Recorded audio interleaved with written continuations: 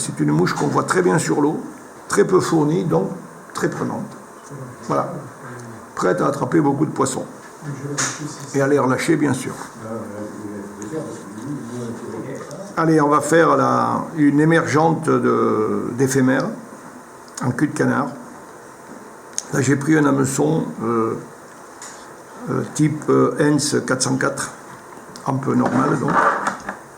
Et ça, c'est un numéro 16, mais on peut les faire très petites. Hein.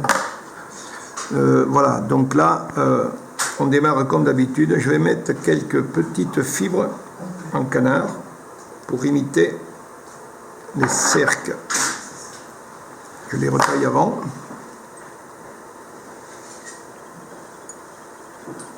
Bien dessus. Voilà. Je vais les recouper tout de suite. Pas beaucoup, hein, 4 ou 5 fibres, ça suffit.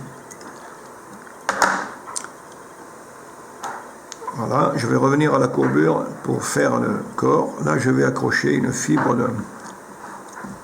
de dinde du Pays Basque. Voilà. Et voilà. Là, il n'y a rien de nouveau. Je vais mettre un tout petit peu de colle pour augmenter un peu la solidité quand on pêche avec. Voilà.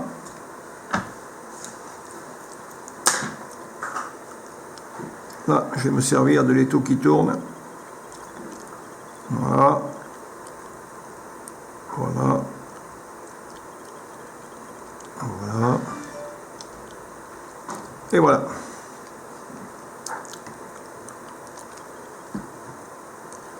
Je vais couper le bout qui dépasse, mettre un peu de dubbing, en laissant toujours 2 ou 3 mm à l'œillet. Un peu de dubbing, mais il faut en mettre là suffisamment, hein, parce que c'est ça qui va flotter essentiellement. Donc il faut en mettre un peu, il ne faut pas non plus faire un matelas, mais voilà. Donc je laisse toujours mes 2 ou 3 mm, là je reviens en arrière, je repasse par-dessus, c'est pas grave. Voilà. Là, je vais prendre une plume de cul de canard.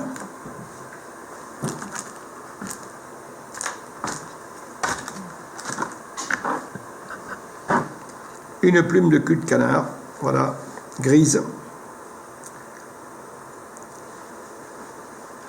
Et je vais la positionner, la pointe de la plume devant.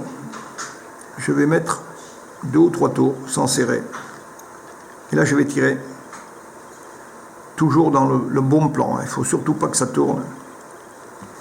Là, je suis un peu trop serré. Voilà. Et là, je laisse environ 2 petits centimètres. Je bloque, je serre. Et là, en gardant la plume dans le même plan, surtout la garder dans le même plan, on va faire une boucle. On va faire 2 tours ou 3 sans serrer. Je prends le bout de la plume et là, je vais tirer. De manière à faire une espèce de sac à l'air en train de s'ouvrir. C'est ça, en fait, qui va flotter parce qu'on va avoir très peu de... Voilà. On va avoir très peu de fibres à cette mouche. Quand le sac à l'air, on l'a à la bonne longueur, on peut, il faut d'ailleurs, c'est pas qu'on peut, on doit serrer fort. On va couper cette grosse plume. Voilà. Et là, je vais rabattre toutes ces fibres derrière. Alors, le rachis de la plume qu'on a coupée nous sert à faire une butée au-dessus de l'œillet qui permet de faire des belles têtes sans que la soie dérape. Voilà, on va faire le nœud final, celui-là. Même en faire 2. Voilà. On va couper la soie de montage.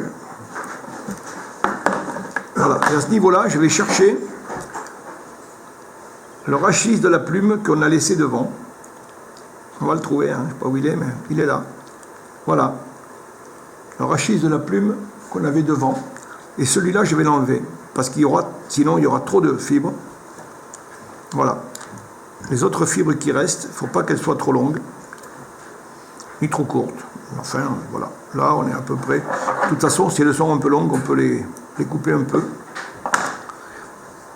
Voilà. Je vais un tout petit peu ébouriffer le dubbing. Parce que c'est vraiment une mouche en train d'éclore. Hein. Il faut qu'elle flotte au ras de l'eau. Il ne faut pas qu'elle coule, il faut qu'elle flotte juste au ras de l'eau. Voilà. J'aurais pu mettre une goutte de colle sur le nœud, mais ce n'est pas la peine. Voilà, donc elle est très très peu fournie. Et c'est fait que de matériaux extrêmement flottants. Et voilà, donc la boule de plume soutient bien toutes les fibres dans le bon sens. Même mouillées un peu, elles ne vont jamais se coller à la hampe de l'hameçon. C'est une mouche qu'on voit très bien sur l'eau, très peu fournie, donc très prenante. Voilà, prête à attraper beaucoup de poissons. Et à les relâcher, bien sûr.